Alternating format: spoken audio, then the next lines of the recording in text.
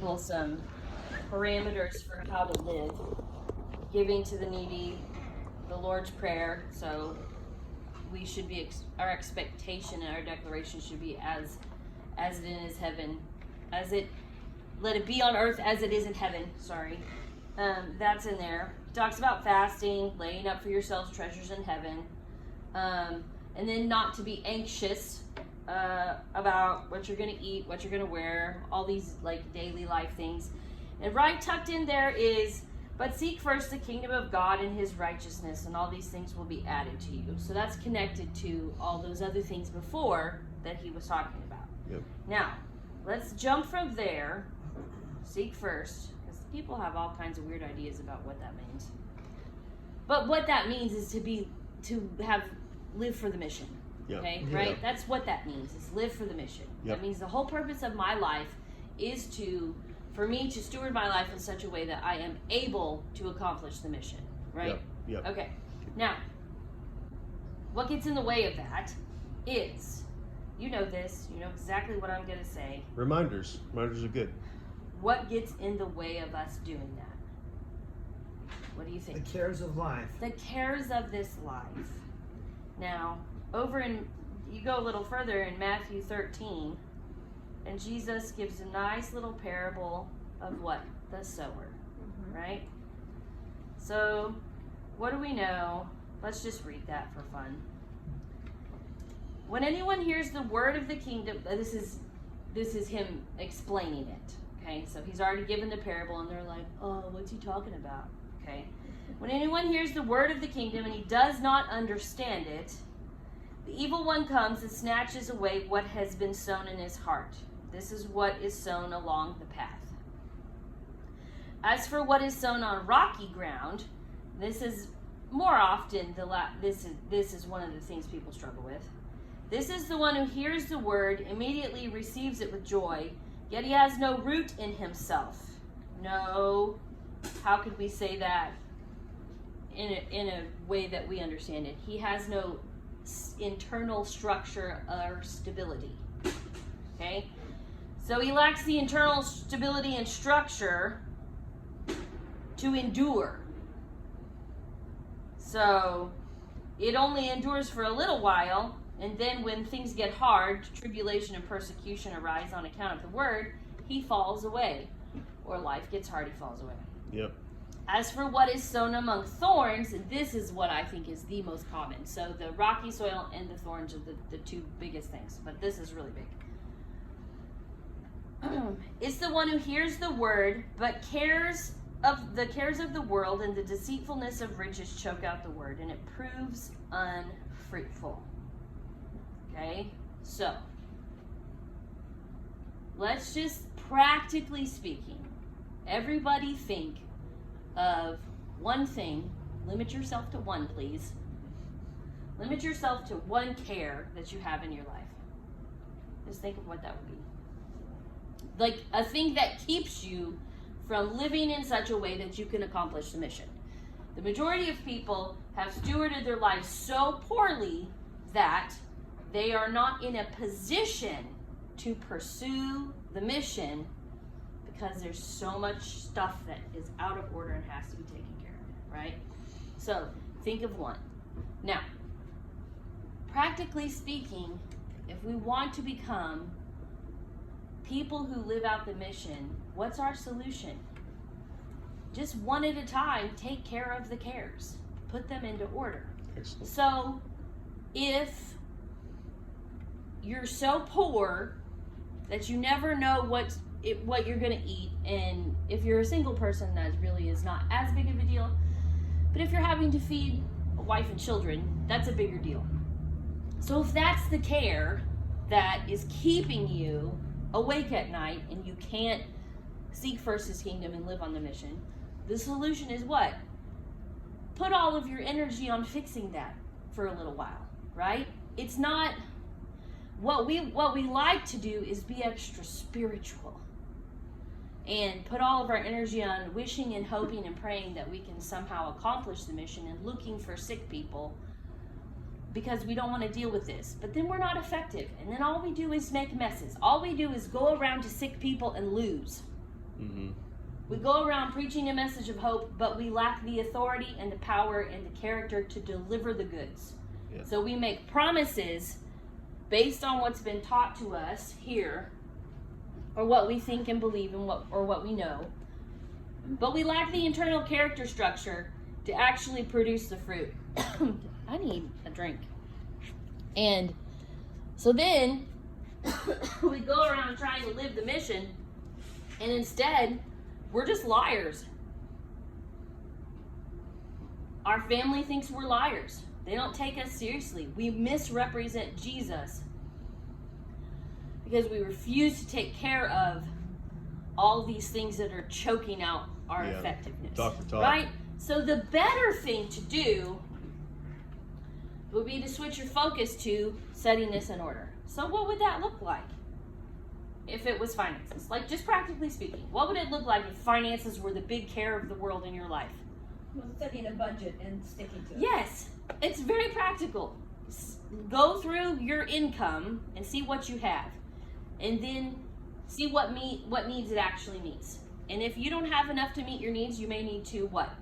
Get another job. Get another job. Yeah. And do what with your money? Pay off what? Debt. Because frequently not having enough money to meet your needs is directly connected to that you're swallowed up with debt. Okay?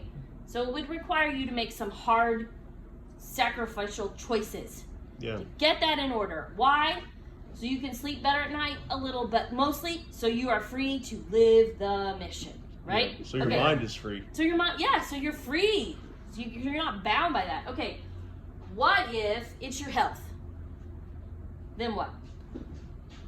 What if you can't do the mission because you, I don't know, have bad knees and bad joints and you need, let's say you just need to lose weight, okay? Then what would be the practical thing you would do? Change your lifestyle. Change your lifestyle to serve the purpose of you getting to a place where you can keep up with the people going door to door, right? Okay, so what if it was your marriage?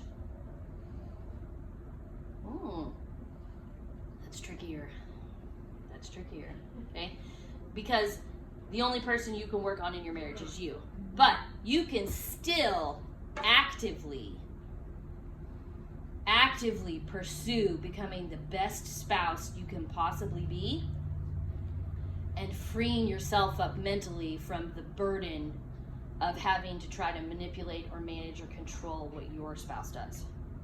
That's usually why marriage becomes a care, because instead of you working on you, you're trying to control and change them.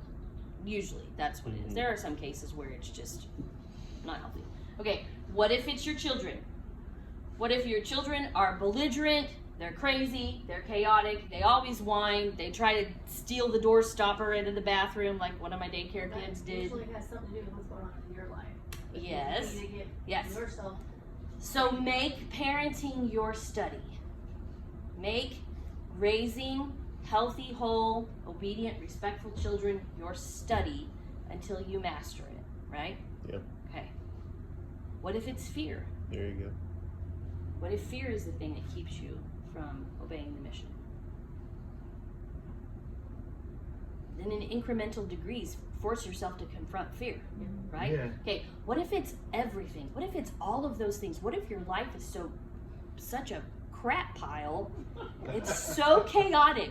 So then what do? You pick one. You pick one. And You start pick, that one. and frankly, you pick the easiest one first. Yes. It's like the Dave Ramsey debt snowball. You pay off the smallest thing first because it's easiest and you'll feel a sense of accomplishment. So pick the easiest thing for you to steward and take dominion over, and take dominion over that. And when you've mastered that one, roll it over to this area. When you've mastered that, roll them over to this area until Master them all. you've mastered it all to the point that you're like, whoa, I am actually living in peace and I can devote myself to the mission, right? Yep. Okay. That's your homework. Pick one thing. Limit yourself to one if there's multiples. Limit yourself to one and deal with it. And give some energy to it. The Holy Spirit will partner with that in you.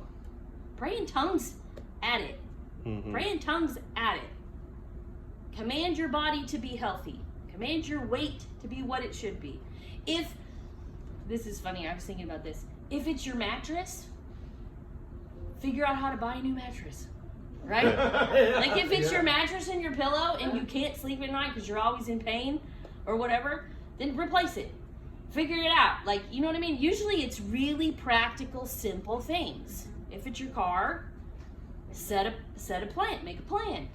Make a plan and stick to it. Work towards the goal. Okay? It's very simple. Missional living is very, very practical and very, very simple. Yeah. So. And this is the thing that we've done. Yes. Just one at a time. One at a time.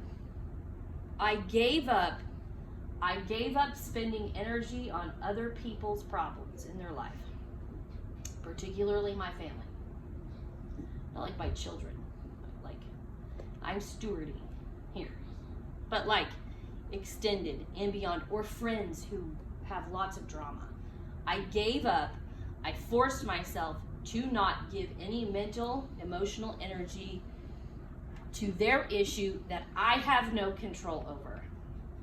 And if it comes to mind and I have a hard time letting go of it, all I do is just start declaring freedom for them. I pray. And then I just worship Jesus. I go from there. Because it's really easy when you're declaring freedom to something to then just transition to glorifying God. And then so that's how you walk out of that. Okay? Mm-hmm. What are we doing with finances? We're aggressively paying off this building so that we are more free to devote finances to living the mission. Right? Okay? Yes. You're raising your hand? Yeah. I thought you were just praising Jesus like what I have two questions. Okay. How do you know something's a care that's stealing from you? Because maybe you've lived your whole life and you're like, well, I don't think I have any cares. That's a good question. Do you know the answer already? Or are you asking me deliberately? No, I'm asking so you can answer it. But I can answer it too if you don't. Well, I would say that you know it's a care because basically there's no fruit in your life. Yeah. You can't win in the battles that matter. When it comes to sickness and disease, when somebody in your family gets a diagnosis or when you feel a symptom in your body that's serious or when there is oppression from the devil, you can't win. You don't have the teeth required to grab that thing by the throat. The only thing I'd add is it occupies space in your mind. It occupies a lot of whatever it is. See, that word there in the Greek for care is the idea of distraction. Whatever you're meditating on is distracting you from what you should be meditating on, which is the truth. Yeah. So if you're being distracted from that in your mind, that's a care. Yeah. I have another question. Okay. What would you say to someone who says, well, I really just believe that the Lord wants me to focus on spiritual things? Then you don't know the Lord, for one, and you're stupid for the other. I wouldn't say anything nice. I don't disagree. But can we connect the idea of those things being spiritual? They are spiritual because they are you living in dominion, which is what we were created to do. Listen, half of what people experience that's spiritual is just made up fantasy in their mind. Yeah. Because if you will think about it, the people who are usually experiencing the most spectacularly out there spiritual things are also usually extremely unstable. Yep. So unless you're talking to somebody who has got order going and then they go to heaven, then I'm not going to question that. But if your marriage sucks, your kids are brats, you spend all your money on eating out and can't pay your bills, and then you come and tell me that you've encountered the Holy Spirit and He's instructed you to go to Uruguay, where you will now live the mission, I'm going to call you a liar. because this place has to produce fruit Usually first. their word has to do with something you need to change, though. Yes, but I'm just saying, you know, Yeah. I really feel like the Lord has called me to just leave everything, and I'm just going to pack everyone up. We're going to go live by faith in Uruguay. Oh, Well, so you have a passport? Yeah. No. What's a passport? See what I mean? Like, no, you did not hear God. What you heard is your imaginings. Yeah. That's Practical is spiritual. practical is spiritual. Yeah. I love practical. Yeah. It's very spiritual. Spiritual people understand how to do practical things and win at it. Yeah. Didn't Curry Blake say something like that? When people that are, if you operate out of the flesh because you're operating your mind and not the actual spirit, is it there? Maybe so. I don't Some- know. I mean, like that. here's another really good one. What if, and this would be mostly moms today, some dads, what if managing your home, like your household, just the upkeep of your household and like getting food on the table is a huge stress in your life and you can't manage it? Well, make a menu or a schedule and follow it. What if you can't follow it? Well, then you're ruled by your flesh, Yeah. and you need to make yourself follow it. Yeah. That's the answer. That's all. It's not. We always want a but I can't, or what if this, and then I tried that but I wasn't successful. No, you tried that and you quit that Yeah. Because But- it wasn't fun. because you didn't enjoy it or it wasn't easy. But successful is what happens when you do a hard thing that you don't actually want to do, but you don't quit. And quitting is always a choice. I mean, unless you were walking, unless you like were trying to cross the street and you literally got hit by a bus. Okay, that would sit, and then you had to quit. Okay, you get a free pass for that one. But usually people quit just because they choose to quit. It's too hard. They don't want to do it anymore. Right? Yep. That's why every person who's ever been on a diet quits a diet. Yep. Because it's no fun to be on a diet at Thanksgiving when there's pie. Right? It's a choice. It's no fun to stay on a budget and pay off your debt when Hobby Lobby has Christmas things on 50%. These are things that I know personally. I just told Clint last night, I was like, listen, you need to, like, I can't spend any more money on Christmas decorations because guess what? It is actually more fun to spend money than it is to pay off debt.